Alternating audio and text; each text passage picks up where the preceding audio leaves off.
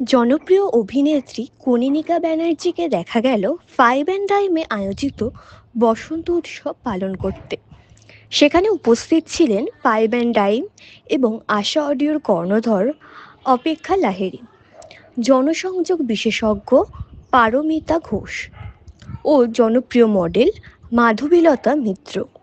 খাওয়া দাওয়া ও জমাটি আড্ডাতে মেতে উঠতে দেখা গেল সবাইকে। আমার মনে হয় রবীন্দ্রনাথের যে কোনো গান, যে কোনো কবিতা যেমন বয়সের সঙ্গে সঙ্গে বদলায়, সরস্বতী পুজোও ঠিক একই রকম। ছোট থেকে বড় হওয়ার মধ্যে মানে যেমন ক্লাস 1-এ পড়তাম মা সরস্বতী একরকমের ছিলেন, তারপর যখন ক্লাস 10-এ উঠলাম তখন তো মা সরস্বতী বোধহয় সব থেকে প্রিয় ছিলেন, কারণ রেজাল্ট ভালো করতে হবে। কিন্তু প্রেমের কথায় যদি আসা যায় তাহলে আমি বলবো যে দেখো, আমার না অত সাহস ছিল না। এবং আমি একটু আগেই বলছিলাম যে আমার এই পুজোর সময় পুরুষ মানুষদের, মানে তখন তো পুরুষ বলতে আমি ছেলেদের দেখলে সবাইকে মনে হতো একই ধাঁচে গড়া একই, এবং আমার সাহসও ছিল না, কারণ আমি খুব শাসনে বড় হয়েছি। এবং ওই শাসন থেকে বেরিয়ে গিয়ে প্রেম করব, তবে আমার বন্ধু বান্ধবরা করতো, কলেজ লাইফের কথা বলছি। এবং অনেকে তাদের সাথে বিয়েও হয়েছে, সেটা সব থেকে সুখের, কারণ আমরা এখনো একসাথে যখন মিট করি অনেক মেমোরিজ থাকে সঙ্গে আমাদের। আবার কিছু কিছু ব্রেকআপ হয়ে গেছে। কিন্তু আমার মনে হয় সরস্বতী পুজোর যে মজাটা হলো, আমাদের মেয়ে হিসেবে শাড়ির প্রতি ভালোবাসা, প্রথম শাড়ির প্রতি ভালোবাসা কিন্তু জন্মায় সরস্বতী পুজোর হাত ধরে। হিল জুতো, সুন্দর করে সাজগোজ করা, এবং আই থিঙ্ক প্রত্যেক মেয়েরই ভালো লাগে এই যে অ্যাপ্রিসিয়েশন পাওয়া যায় যে মায়ের মতো দেখতে লাগছে বা সুন্দর দেখতে লাগছে, এইটার প্রতি প্রেম কিন্তু ছোটবেলা থেকেই আমারও ছিল। এবং ওই যেটা বললাম বয়সের সঙ্গে সঙ্গে বদলায়, ক্লাস 1-এর সরস্বতী পুজো মানে যখন আমার মেয়ের বয়সী আমি ছিলাম, আর আজকের সরস্বতী পুজোর মধ্যে পার্থক্য এটাই হলো, এখন আমার অনেক দায়িত্ব, এবং এখন আমার দায়িত্বর প্রতি ভালোবাসা। তাই ভ্যালেন্টাইনটা পুরোটাই হয়ে গেছে আমার সংসারকে ঘিরে। আমার মা সরস্বতী আমার বাড়িতে আসেন এবং তাকে ঘিরে আমার হয়ে যায়। এবং কি বাজার করব, ফর্দতে কি কি লিখবো, কি কি আনতে ভুলে যাচ্ছি, ঠাকুরমশাই কোঅর্ডিনেট করা, ঠাকুর যে আমার রান্না করবেন তার সাথে কোঅর্ডিনেট করা, এবং সেটা সমানে চলছে। এবং সব থেকে আমি কি হয় মনে মনে প্রে করতে থাকি, কারণ আমার মা 1 বছর থাকেন আমার বাড়িতে, এবং আমি ওই যে কিনতে যাব, যখন ঠাকুর আনতে যাব, আমি তো আগে থেকে অর্ডার দিয়ে বানাই না, আমি এক জায়গা থেকে নিই। আমি খালি ওই মানে হয় না, দেখে মনে হয় ইনি তো আমার, ওই আমার খুঁজে বার করাটা হলো সব থেকে ইম্পর্টেন্ট করি। এখন তো ফার্স্ট লাইফ, সবাই দৌড়চ্ছে মোটামুটি। এই যে আগেকার দিনে একটা বন্ধুরা বসে একটা গল্প করার, এখন মোটামুটি ক্লাব কালচার এসে গেছে, মানে নাইট ক্লাব বিভিন্ন জায়গায়, সেখানেতে দাঁড়িয়ে এখন ইকুয়ালিটির একটা প্রশ্ন এসে গেছে, ছেলেমেয়েরা সবাই ইকুয়াল।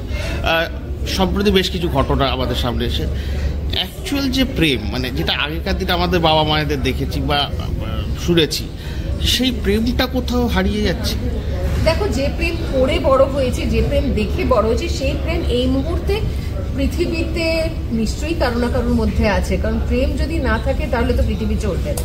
কিন্তু তুমি যদি সেই প্রেমের কথা জিজ্ঞেস করো, ভাবো শরৎচন্দ্রের প্রেমের কথা যদি বলি, এখন সেটা খুব বেশি মহেশ ভাটের প্রেম হয়ে গেছে। এটা তোমাকে মানে অ্যাকসেপ্ট করে নিতে হবে, তার কারণ একেবারেই, কারণ প্রেম মানে তো শুধুমাত্র দৈহিক চাহিদা নয়।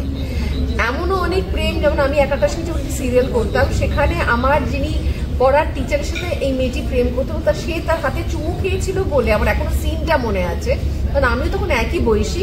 সেই মেয়েটি প্রায় 1.5 দিন চান করেনি, হাত ধোয়নি, এই হাত দিয়ে কোনো কাজ করেনি, হাতটাকে তুলে রেখেছিল। তো আমাদের প্রেম মানে হলো কেউ একটা ফিরে তাকালো, এবং সেই তাকালো নিয়ে 1 বছর কেটে গেল, কিছুই হলো না। তখন চিঠিতে প্রেম হতো। আমি আমার দাদু ঠাম্মার কথা ভাবি, দাদু শহরে থাকতেন, ঠাম্মা গ্রামে থাকতেন। সেই চিঠি লেখা, সেই চিঠি গেল, সেই চিঠি আবার ফেরত আসছে 7 দিন 8 দিন বাদে, আবার চিঠি পড়লাম।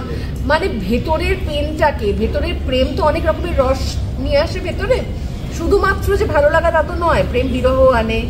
সেই পুরো প্রেমকে বুঝতে হলে ওই জেনারেশনে ফিরে যাওয়াটা খুব দরকার। আমরা হোয়াটসঅ্যাপে ভালোবাসি, হোয়াটসঅ্যাপে ব্রেকআপ করি, একটা ইনস্টাগ্রামে ছেলে মেয়ে তুলি, সরি এই ভাষাটাই ব্যবহার করা হয় এখন।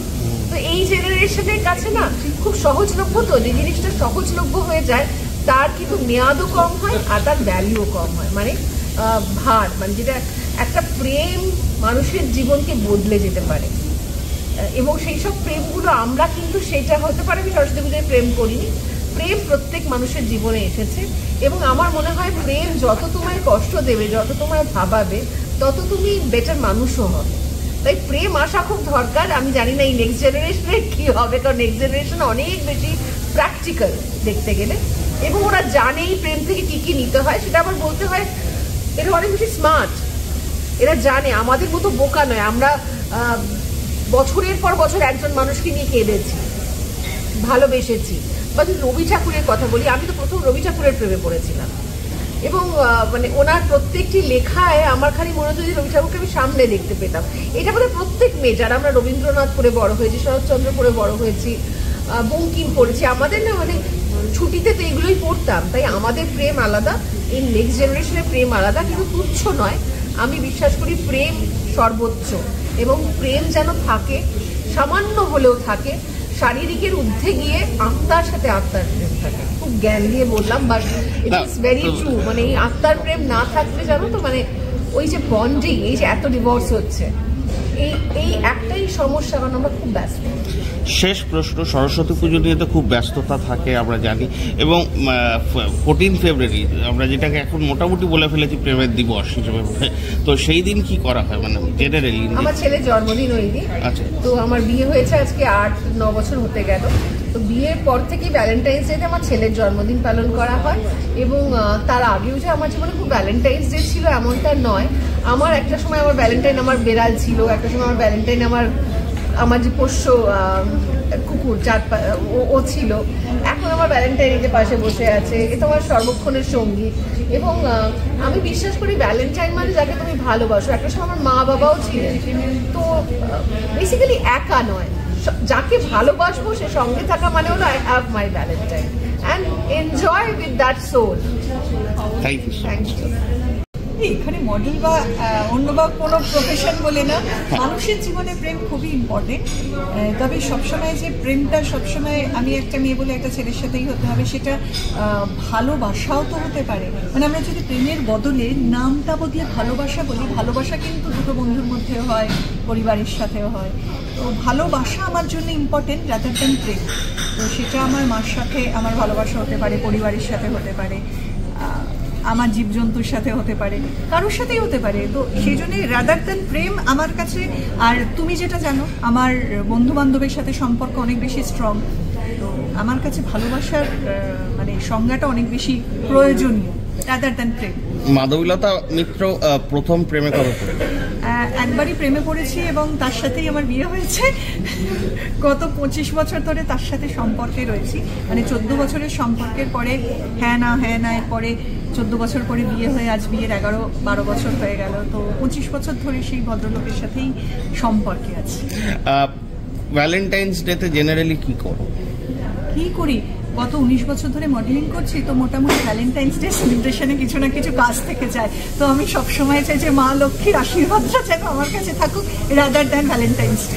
মা লক্ষ্মী তো আশীর্বাদ করছে, পাশাপাশি সরস্বতীর আশীর্বাদটাও তো দরকার। সরস্বতী, মা লক্ষ্মী, সরস্বতী তো আমরা তো মানি বোন। মানে সরস্বতী স্ট্রং হলে তবেই মা লক্ষ্মী বাড়িতে আসবেন। তো সরস্বতী স্ট্রং মানে যে সবসময় আমি মানে খুবই সাধারণ একজন ছাত্রী ছিলাম, অঙ্কে খুবই খারাপ ছিলাম, সেই জন্য সারা জীবন চেয়ে গেছে যেন অঙ্কে পাশ করি। 34 নম্বরে পাস ছিল, তুমিও জানো সেটা। তো ওই নাম্বারটা যেন আমি পাই।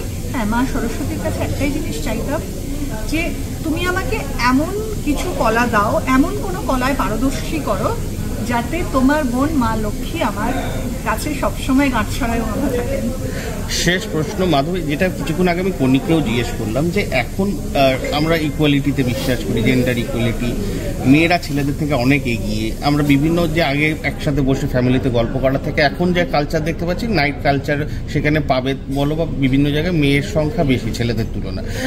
এই যে এই প্রেম মানে বাবা মায়েদেরকেও দেখেছি এখনো পর্যন্ত, অনেকের বাবা মা একসাথে থাকেন, বা এই প্রেমটা কোথাও পরিবর্তন হচ্ছে, মানে সময়ের সাথে সাথে প্রেমটাও কি পরিবর্তন হচ্ছে? দেখো, এতটা আমি বলতে পারবো না, তবে এখনকার যে জেনারেশনটা তারা অনেক আমাদের সময় থেকে অনেক বেশি বাস্তববাদী। আমার মনে হয় তারা বাস্তব মানে যেটা প্র্যাকটিক্যাল জিনিস সেটা তার বাইরে গিয়ে তারা কিছু করবে বলে মনে হয় না। এবং প্রত্যেকটা মানুষেরই ইচ্ছে অনিচ্ছে এবং চয়েসকে আমি সম্মান করি। আমি 80s মানে আমি 80-র দশকে জন্মেছি, মানে আমি এখন যারা 2025-এর যারা বাচ্চা, তারা তো অনেক অ্যাডভান্সড। তাদের চয়েসকে অসম্মান করব এমন মানসিকতা আমার নেই। কারণ আমাদের ছোটবেলাটা আমাদের মা বাবাদের কাছে খুব অ্যাডভান্স ছিল, এবার আমাদের পরের জেনারেশনটা আরো বেশি অ্যাডভান্স আমাদের মনে হয়। ওরা যুগের সাথে ঠিক আছে, তারা যদি ভালো থাকে, সমাজ যদি ভালো থাকে, আমরা নিশ্চয়ই ভালো থাকবো। আর যেখানে জেন্ডার ইকুয়ালিটির কথা হলো, সেখানে আমি ইকুয়ালিটি বা মেয়েরা বেশি বা ছেলেরা বেশি বলে আমি জানি না। তবে একটা জিনিস জানি, ঈশ্বরের সৃষ্টি পুরুষ এবং মহিলা, একটা সমাজ ব্যবস্থা চালাতে গেলে দুজনেরই সমান প্রয়োজন। একজনকে ছাড়া, মানে একটা রথের যদি একটা চাকা ভেঙে যায় তাহলে কি রথটা সোজা চলবে না। তো দুজনকে সমানভাবে একটু মানিয়ে গুছিয়ে অ্যাডজাস্ট করে থাকলে বোধহয় আরো অনেকটা সুন্দর হবে। ভ্যালেন্টাইন্সের দিনের প্রেম তো বলিউড প্রেম, more importantly দিল তো পাগলে থেকে it has originated and Valentine's Day has become this festival. তার আগে ভ্যালেন্টাইন্স ডে ছিল, বাট সেইভাবে সেলিব্রেটেড হতো না। বাট সরস্বতী পুজোর প্রেম একটা ট্র্যাডিশনাল একটা জিনিস যেটা হয়ে আসছে, এবং সরস্বতী পুজোর দিনে যেটা আলাদাভাবে একটা সাজা, সেই লুকে সরস্বতী পুজোর শাড়ি পরা মেয়েদের, ছেলেদের ইন্ডিয়ান পরা, এবং ছোটোবেলা থেকে মানে ভ্যালেন্টাইন্স ডের প্রেমটা হচ্ছে একটু আপনার ম্যাচিওর বা একটু টিনেজ রোম্যান্স বলতে পারেন। বাট সরস্বতী পুজোর প্রেম ওই পুষ্পাঞ্জলি প্রেমের মতো, সেটা যে কেউ দুটো পাড়ারে তারা একসাথে, তারা বন্ধু, হঠাৎ সরস্বতী পুজোর দিন তাকে শাড়িতে দেখে তাকে খুব ভালো লাগছে। So that is how innocent Saraswati পুজোর প্রেম ইজ। অ্যান্ড ভ্যালেন্টাইন্স ডে প্রেম ইজ যে একটা কিছু অ্যারেঞ্জমেন্ট করা, একটা শো অফ, আমি কতটা করতে পারি, কি ফ্লাওয়ার্স অ্যারেঞ্জ করলাম, কি কেক করলাম, কোথায় ডেট বুক করলাম। সো দুটো সম্পূর্ণ আলাদা, একটা ভীষণ ডেট সেন্ট্রিক অর্গানাইজড, আর আরেকটা হচ্ছে জাস্ট একটা পাড়ার ব্যান্ডেলে দুটো চেয়ারে বসে কেউ গল্প করছে, সেই ভালো লাগাটাই। তোমার কাছে কোনটা ভালো লাগে, মানে তোমার কাছে কোনটা, মানে তোমার কমফর্ট লেভেল কোন প্রেম? আমার কমফর্ট লেভেল প্রেম যেটা বড় বয়সে হয়েছে, ছোট বয়সের প্রেম honestly from a very personal experience. ছোট বয়সে হ্যাঁ ভালো লাগা, ইনফ্যাচুয়েশন তো সবসময় ছিল, এবং আমি কনভেন্ট স্কুলে পড়েছি। তো আমার সরস্বতী পুজো বলতে যে ইন্টারাকশন পাড়ার ছেলেদের সাথে বা যেভাবে বলুন, ইটস অনলি ইন মাই পাড়া। আমি স্কুলে বা কলেজে পাইনি, বিকজ আমার কলেজ সেন্ট জেভিয়ার্স আর আমার স্কুল হচ্ছে অ্যাসেম্বলি অফ গড চার্চ। তো সেই জন্য তখন পাড়ায় আর কতটুকু ইন্টারাকশন হয়, বা যেটা হয় পুজোর সময় অনেক অন্য জায়গা থেকে লোকেরা আসে, তারা একদিনের জন্য এসছে, কোনো বাড়িতে এসছে ঘুরতে, তাদের আত্মীয়স্বজনের বাড়িতে, তারপর তারা চলে গেছিল। তখন সেই ভালো লাগা, একটা ইনফ্যাচুয়েশন, আমার ইনফ্যাচুয়েশন এই স্কুল কলেজ, এখানে রোজ একজনকে দেখছি, তাকেই ভালো লাগছে কিন্তু বলতে পারছি না, চেষ্টা করছি কোনো ক্লাসে তার পাশে বসা যায় কিনা, সেই জিনিসটাই ইনফ্যাচুয়েশন বলতে পারি। শেষ প্রশ্ন, সব কিছুরই তো পরিবর্তন হচ্ছে এবং সময়ের সাথে সাথে এবং যুগের সাথে সাথে পরিবর্তন, প্রেমেরও কি পরিবর্তন হচ্ছে? অফকোর্স, মানে এই আমরা যখন যে আলোচনাটা করছিলাম, আমরা এই যে ডিফারেন্ট জেনারেশন, আপনার মিলেনিয়াল, রেট্রো, জেন জি, জেন আলফা, তো প্রত্যেকজনেরই প্রেমকে বোঝার জিনিসটা আলাদা। মানে আমি কীভাবে প্রেমটাকে পারসিভ করবো, বাট প্রেমে কতটা আমি ইনভলভ হব, কতটা লজিক্যাল হব, কতটা প্র্যাকটিক্যাল হব, এই পুরোটা কিন্তু উইথ জেনারেশন একদম আলাদা। তো আজকের যুগে যারা আছে তারা মানে একজনকে এই যে ডেটস, আজকের প্রেম মানে ডেটস, তো একটা ডেটে যেতে গেলেও তারা অনেক কিছু দেখে, যে ছেলেটার ব্যাকগ্রাউন্ড কি, ছেলেটা কোথায় ডেটে নিয়ে যাচ্ছে, কত এক্সপেন্সিভ, কতটা খরচা করছে আমার পেছনে ডেটে, কোন টাইমে ডেটে নিয়ে যাচ্ছে, আমাকে বাড়ি থেকে পিক আপ ড্রপ দিচ্ছে কিনা, তারা অনেক কিছু বিচার করে ডিসাইড করে ডেটে যাবে কিনা। তো এই জিনিসগুলো কিছুই ছিল না যখন আগে দুটো অফিস কালিগ যারা প্রেম করতো, তাদের প্রেমটুকু এটুকু কি বাসে বসে যে তারা বাড়ি যাচ্ছে, that is only the time প্রেম দে হ্যাড, সেখানে কোনো টার্ম অ্যান্ড কন্ডিশন ছিল না, যেটা আজকালকার দিনে সম্পূর্ণ আলাদা হয়ে গেছে।